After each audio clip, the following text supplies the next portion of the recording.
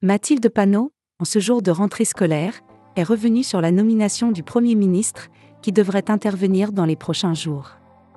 La députée de la France Insoumise, dans les 4V, la pastille politique de l'émission Télématin, a été interrogée par Guillaume Darey sur le nom de Bernard Cazeneuve. Ce lundi 2 septembre 2024 sur l'antenne de France 2 en début de journée, la femme politique de gauche a été catégorique sur cette potentielle nomination. La présidente du groupe LFI à l'Assemblée nationale a dit qu'elle allait déposer une motion de censure contre ce dernier point. La présidente du groupe de la France Insoumise a souligné que « M. Cazeneuve est celui qui continuera une politique macroniste », a-t-elle évoqué au micro de France 2. Elle a souligné également que le président traînait des pieds pour choisir un Premier ministre, alors qu'il a décidé de dissoudre l'Assemblée nationale. Il refuse depuis 48 jours, ce qui est un record pour la Ve République, mais aussi de la 4e République, de reconnaître le résultat des urnes, a-t-elle ajouté dans Télématin.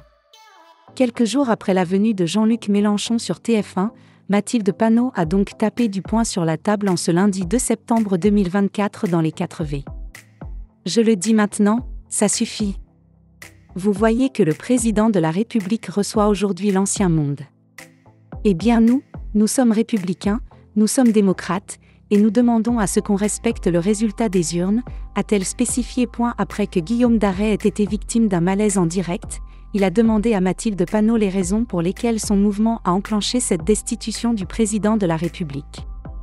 Il doit, selon l'article 8 nommé, et non choisir un Premier ministre et de respecter le résultat des élections qu'il a lui-même demandé, a-t-elle répondu sur l'antenne de France 2. Elle a ajouté que les Français doivent être respectés. En République, ce n'est pas le monarque qui est souverain, mais bien le peuple, a-t-elle affirmé. De plus, elle a appuyé sur l'urgence de choisir un gouvernement, car les affaires ne sont pas gérées comme la rentrée scolaire. Malheureusement, la rentrée n'est pas gérée. Les syndicats expliquent qu'il n'y aura pas un professeur devant chaque classe, ce qui est d'une indignité absolue pour la 7e puissance économique au monde, a-t-elle conclu.